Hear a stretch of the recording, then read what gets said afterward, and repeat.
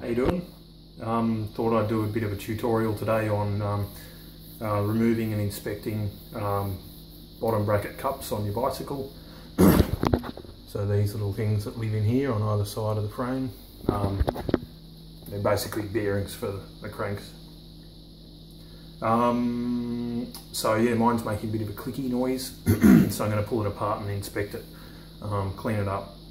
Make sure the bearings are running smoothly, and then re-grease the whole thing and put it back together. You only need a couple of tools. This is a bottom bracket cup removal tool. That's the tool for the bottom brackets. I'll just call them bottom brackets. I think they're called bottom bracket cups, but whatever. This is a tool on the other side of the whole thing that undoes this little what's-it, which sits in the crank, and I think it kind of just torques the end of the crank up a little bit. It's already slightly loose. So here we go. Oh, just one thing. I've got the bike just sandwiched in the kitchen here, so it doesn't fall over. Ideally you'd use a work stand, but don't have one, so I've got to make do. Alright, let's do it. Basically, first thing you need to do, you also need some Allen keys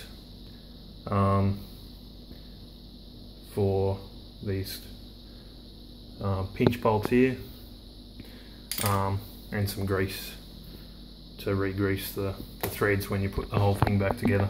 The first thing to do is to unscrew this thing. It's sometimes a bit greasy, so clean it up when you clean everything else up. And then I think it's some 5mm. Anyway, I'll unscrew these and then come right back.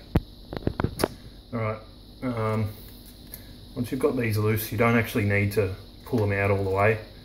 I generally end up doing it anyway, just in the interest of them not dropping out as I'm undoing everything, but you can do it either way.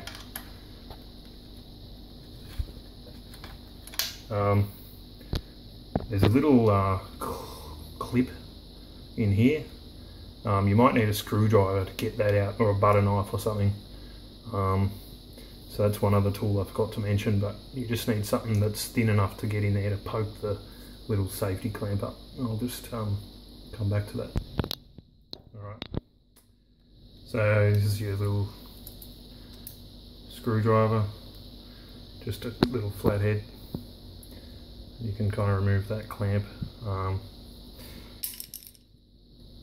Should be loose enough to just pull the whole thing off. There we go. Just keep in mind these little bolts have tiny washers on them, so make sure they're present and that you don't lose them. Just put that to the side. And that's the other end of the crank arm for the right side, so we'll get that out momentarily. Alright, so I've turned the bike around. All you need to do on this side is remove the chain from the chain ring and just pull it out. I'll try and do it one-handed. This gets a bit dirty, but doesn't matter.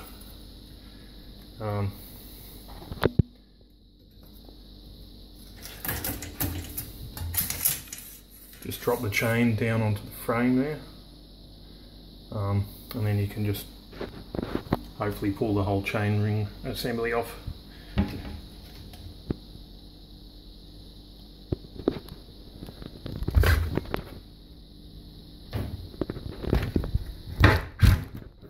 There we go, comes out just like that, and you can set that aside. We'll clean that up a bit later.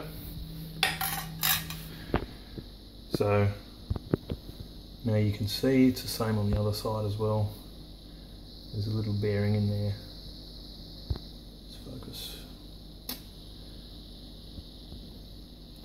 Little bearing in there that spins as you pedal. This one feels a little bit gritty, but yeah, I'll pull it out and we'll have a closer look. Just a quick word on removing and installing these cups. One side has a left-hand thread, so just before you start unscrewing, just read what they say.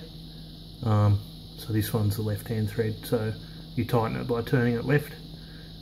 That means we want to turn it to the right. It also has a marking, if you're installing them from new, on which side of the bike they go on. And that means as you're facing the front of the bike, it's on the right hand side. So I'll get these undone and then we'll have a look.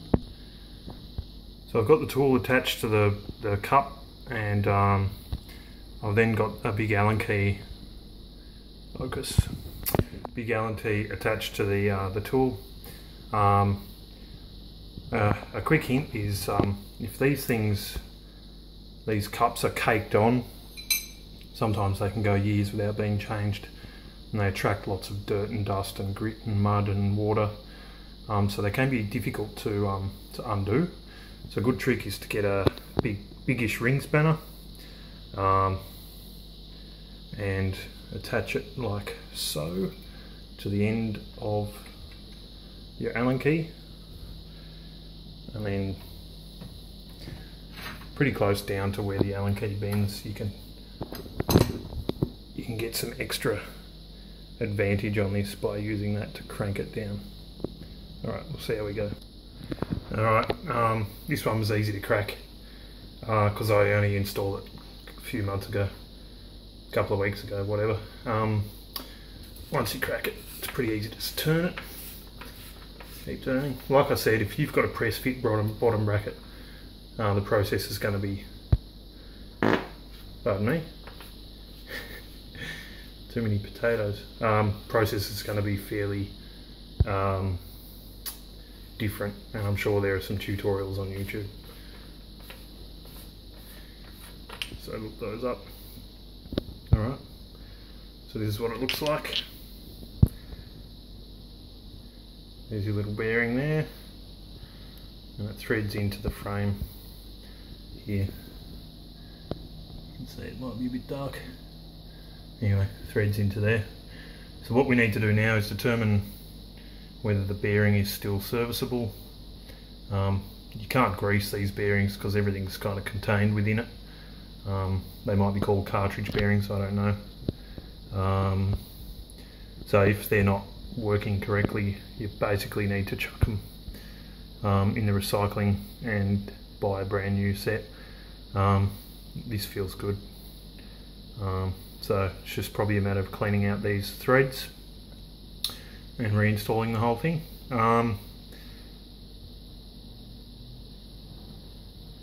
Yeah, that's it. Alright, I got the other side out.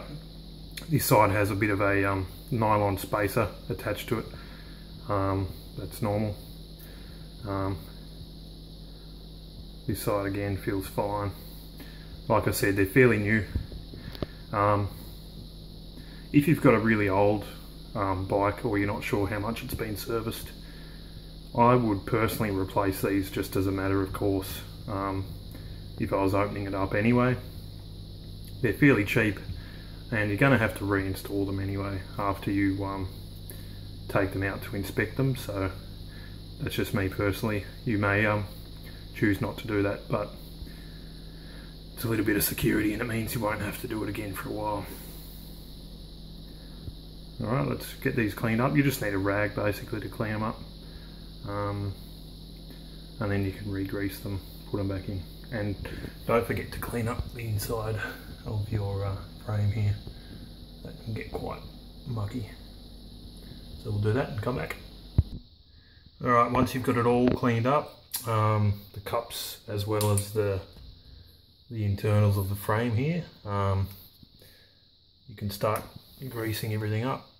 So the grease kind of makes everything weatherproof and ensures hopefully that when you when the bottom brackets do need to be removed again, they're not jammed in there. I've read stories about people having to cut or the frames cracking when they try and remove bottom brackets, and then having to get a brand new frame and stuff. So or just chucking the whole bike because they just can't get the bottom bracket cups out. So this is a pretty important step, and I'm guessing it helps to keep everything running smoothly as well. Like I said, the bearings are greased from the factory, but yeah, I reckon grease is a good thing and it can't hurt. As to how much you put on, I just put I put as much as I feel needs to go on to make it all weatherproof and smooth, so just go by feel. Any excess will get pushed out either into the frame or out of the frame, I guess, so you just clean it all up. It's pretty harmless stuff, and I guess the more grease on there, the less weather can get in there and start causing corrosion, although I don't think that's a huge problem anyway. But anyway, I'll just grease it up and then we'll put it all back together again. Alright, so I've greased the threads on each cup. Now you just need to grease the threads in the frame. It's just a matter of putting it in there and spreading it round. Like I said, don't worry too much about overdoing it, because any excess will just get pushed out.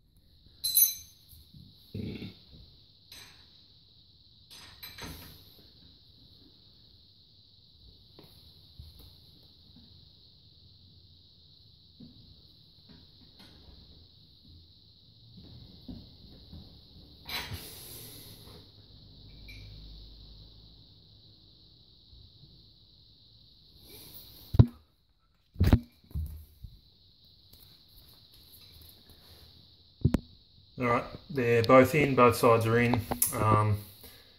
They're both torqued down.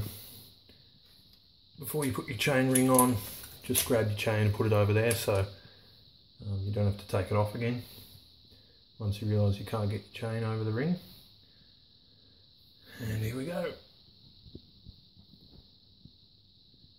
I guess I'll clean that up.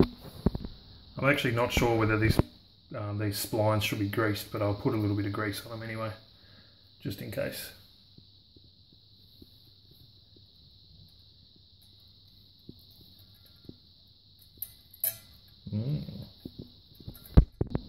Alright, I've turned the bike around again.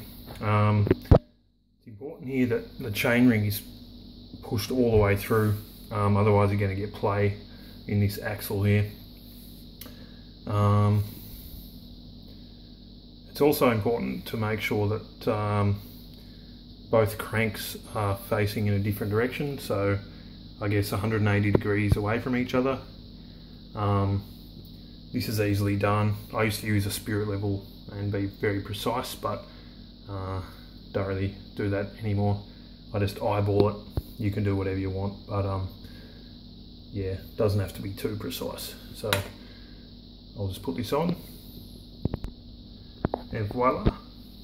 So before you tighten everything down, like I said, it's important that the axle's all the way through and the chainring assembly is flush against the other cup on the other side.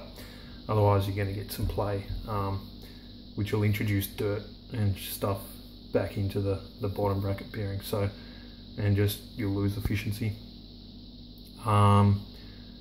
It's important not to torque these pinch bolts down too much either. So the specifications may be printed on your crank, so 12 to 14 newton meters. I don't have a torque wrench, but yeah, you should get one, as should I. I got a bit hungry too when I was doing this, so got some delicious boiled potatoes with caked with pepper. Should keep me going for a while. Alright, so I've got the bolts done up to 12 to 14 newton meters as verified by should be verified by a calibrated torque wrench. Before you go any further, just pull it in and out to make sure there's no play. If there is, you just need to undo these a bit more and make sure the chain rings are pressed all the way up against the other side of the bottom bracket cups. Alright, all I need to do now is to put my thingamabob in there, put the chain back over the chain ring, and should be right. I'll test it out tomorrow. If it's still clicking, there are a couple of other things we can do, but I'm pretty sure, yeah, it was just a bit of dirt in the threads and stuff. So that's it. Any questions, post them down below. Don't know what video's next. We'll see what happens. This is basic mechanical work that you can do on your bike. You don't need to pay a mechanic to do it. This tool was, I don't know, 20 bucks or something. Grease, 20 bucks. Should have that anyway. That'll last a long time. And Allen keys I had, but they're cheap as chips as well from hardware store. Get a good set. These are US made. I don't know if that means they're any good, but they've lasted me about 10 years. They're just from Bunnings or a hardware shop. They last a long time and they're good quality stuff. Yeah, so no, you can do this all yourself. I believe these bottom bracket cups for the Tiagra group set are only about $15 for the set, which is damn cheap. They get progressively more expensive as you go up in the spec of your equipment, but they're quite a cheap piece of gear, and like I said earlier, it's probably a good idea to kind of check them after you buy a second-hand bike, or if you've had a bike for a couple of years and you haven't opened them up, or you're not sure if they've ever been opened up. Might be a good idea just to do it if you're bored one day. Only takes about 10 minutes. Pull it all out, clean it up and have a look at it. I'll see you all later.